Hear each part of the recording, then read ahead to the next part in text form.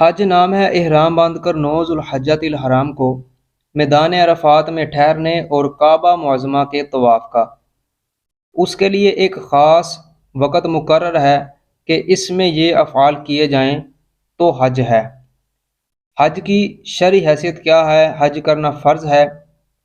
کیا حج کرنا ہر ایک پر فرض ہے؟ جی نہیں، ہر ایک پر فرض نہیں، بلکہ صرف ان لوگوں پر فرض ہے جو اس کی استطاعت رکھتے ہیں، جیسا کہ فرمان باری تعالیٰ ہے وَلِلَّهِ عَلَى النَّاسِ حِجُّ الْبَيْتِ مَنِ اسْتَطَاعَ إِلَيْهِ سَبِيلًا، ترجمہ کنز ایمان، اور اللہ کے لیے لوگوں پر اس گھر کا حج کرنا ہے جو اس تک چل سکے۔ اگر کوئی شخص صاحب استطاعت ہو تو کیا اس پر ہر سال حج کرنا فرض ہوگا؟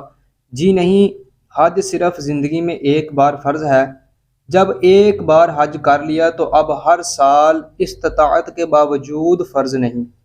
جو شخص استطاعت یعنی طاقت رکھتے ہوئے حج نہ کرے تو اس کے متعلق کیا حکم ہے؟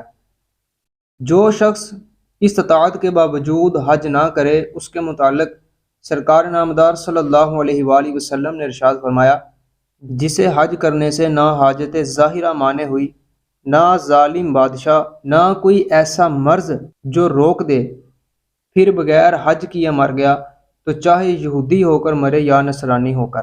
حج 9 ہجری میں فرض ہوا، اس کی فرضیت قطعی ہے، جو اس کی فرضیت کا انکار کرے وہ کافر ہے۔ حج کمزوروں کے لیے جہاد ہے۔ حج ان گناہوں کو دور کر دیتا ہے جو پیشتر ہوئے ہیں۔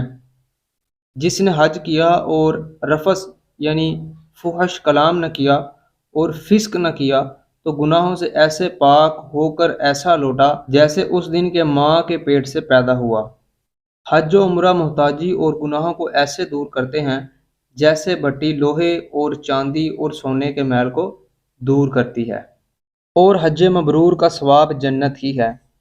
حج کی کتنی قسمیں ہیں؟ حج کی 3 قسمیں ہیں: حج قران، حج تمتع، حج افراد۔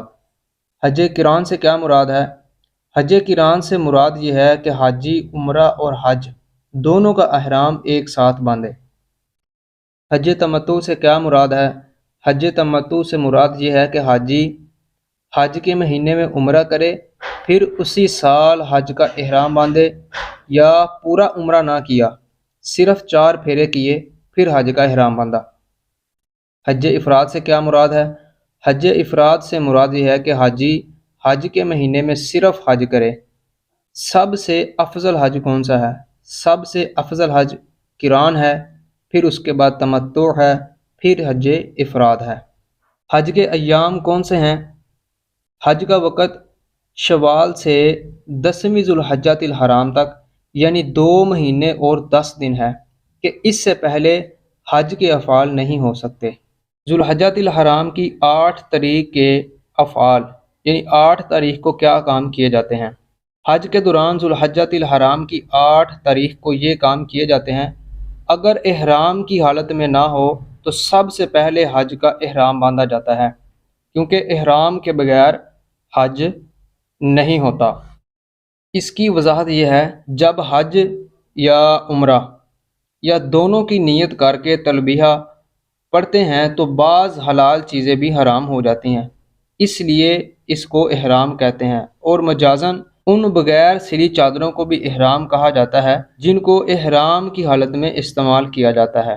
پھر طلوع آفتاب کے بعد مینا کو روانگی ہوتی ہے۔ مینا یعنی مسجد الحرام سے 5 کلومیٹر پر ایک وادی ہے جہاں حاجی صاحبان قیام کرتے ہیں۔ مینا میں نماز ظہر تک پہنچ کر اگلی صبح نماز فجر تک قیام کیا جاتا ہے۔ ذوالحجۃ الحرام کی 9 تاریخ کو یہ کام کیے جاتے ہیں: نماز فجر مینا میں ادا کر کے میدان عرفات کا رخ کیا جاتا ہے۔ جب نماز ظہر کا وقت ہو جائے تو میدان عرفات میں نماز ظہر اور عصر ملا کر پڑھی جاتی ہیں، مگر اس کی بعض شرائط ہیں۔ آپ اپنے اپنے خیموں ہی میں ظہر کی نماز ظہر کے وقت میں اور عصر کی نماز عصر کے وقت میں باجماعت ادا کیجیے۔ میدان عرفات میں کم از کم 1 لمحہ ٹھہرنا حج کا پہلا رکن یعنی فرض ہے، لہٰذا 9 ذوالحجۃ الحرام کو دوپہر ڈھلنے سے لے کر 10 ذوالحجۃ الحرام صبح صادق کے درمیان جو کوئی احرام کے ساتھ ایک لمحہ کے لیے بھی میدان عرفات میں داخل ہو گیا وہ حاجی ہو گیا۔ پھر غروب آفتاب کے بعد میدان عرفات سے مزدلفہ کے لیے روانہ ہو جائیں۔ منا سے عرفات کی طرف تقریباً 5 کلومیٹر پر واقع ایک میدان ہے جہاں عرفات سے واپسی پر رات بسر کرتے ہیں۔ یہاں صبح صادق اور طلوع آفتاب کے درمیان کم از کم ایک لمحہ وقوف واجب ہے۔ مزدلفہ شریف میں مغرب اور عشاء دونوں نمازیں ایک ساتھ ادا کریں۔ مزدلفہ شریف میں ایک ہی اذان اور ایک ہی اقامت سے نماز مغرب اور عشاء وقت عشاء میں ادا کی جاتی ہیں، لہٰذا اذان و اقامت کے بعد پہلے مغرب کے 3 فرض ادا کر لیجئے، سلام پھیرتے ہی فوراً عشاء کے فرض پڑھیے، پھر مغرب کی سنتیں نفل اوابین، اس کے بعد عشاء کی سنتیں نفل اور وتر نوافل ادا کیجیے۔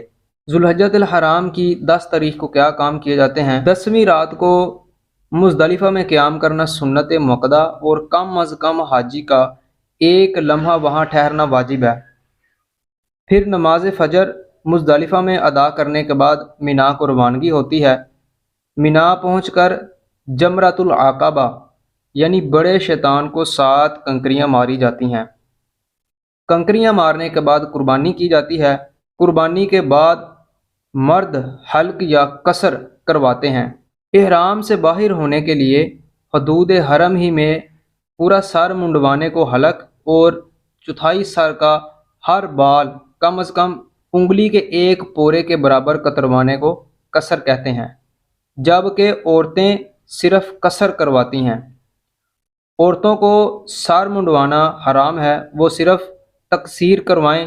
اس کا آسان طریقہ یہ ہے کہ اپنی چٹیا کے سرے کو انگلی کے گرد لپیٹ کر اتنا حصہ کاٹ لیں، لیکن یہ احتیاط لازمی ہے کہ کم از کم چوتھائی سر کے بال ایک پورے کے برابر کٹ جائیں۔ اب سلے ہوئے کپڑے پہن سکتے ہیں۔ اب حج کا آخری فرض طواف الزیارت کیا جاتا ہے۔ 10 ذوالحجۃ الحرام سے 12 ذوالحجۃ الحرام کے سورج غروب ہونے سے پہلے کعبہ مشرفہ کے طواف کو حج کا دوسرا بڑا رکن فرض طواف الزیارت کہا جاتا ہے۔ اس کے بعد حج مکمل ہو جاتا ہے۔ طواف الزیارت سلے ہوئے کپڑے پہن کر کیا جاتا ہے کیونکہ قربانی اور حلق کے بعد حاجی احرام کی پابندیوں سے آزاد ہو چکا ہوتا ہے۔ ذوالحجۃ الحرام کی 11 اور 12 تاریخ کو یہ کام کیے جاتے ہیں۔ طواف الزیارت کے بعد 11، 12 اور 13 ذوالحجۃ الحرام کی 3 راتیں منا شریف میں گزارنا سنت ہے۔ 11، 12 تاریخ کو تینوں شیطانوں کو کنکریاں ماری جاتی ہیں۔ تینوں شیطانوں کو کنکریاں مارنے کی ترتیب کیا ہے؟ وہ ترتیب یہ ہے کہ 11 اور 12 تاریخ کو زوال آفتاب یعنی سورج ڈھلنے کے بعد پہلے چھوٹے شیطان کو، پھر درمیان والے اور آخر میں بڑے شیطان کو کنکریاں ماری جاتی ہیں۔